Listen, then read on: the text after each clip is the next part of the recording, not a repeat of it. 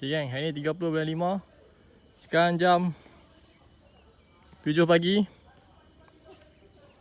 Nak pergi cari durian. POV cari durian. Let's go. Bawah tu dah ada tu. Bawah ni, pokok ni jatuh, pecah.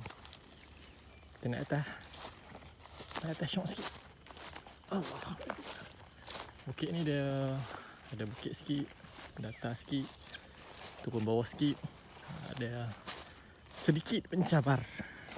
Tak ada lah tinggi, tak tinggi mana. Tapi sedikit mencabar. Sebab apa? Sebab nak buat turun durian tu je. Tapi kat atas ni selalunya golek-golek je durian tu turun. Okay, atas ni tak ada. Nampak dalam video yang ada, yang aku tak nampak. Screenshot bagi aku. Dia tengok buah, dia tengok atas kak.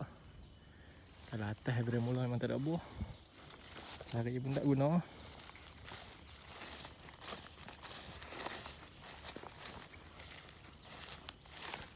Ada buah ke? Ada.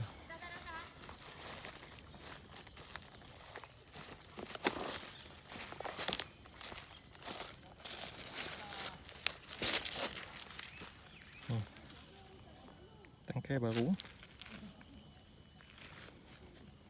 Aku ni tak apa kenal. Kalau aku was-was, aku tanya aku punya supervisor lah.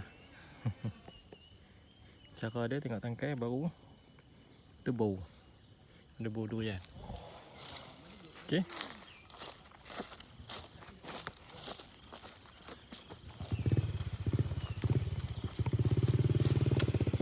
Yang ni manager. Yang ni supervisor.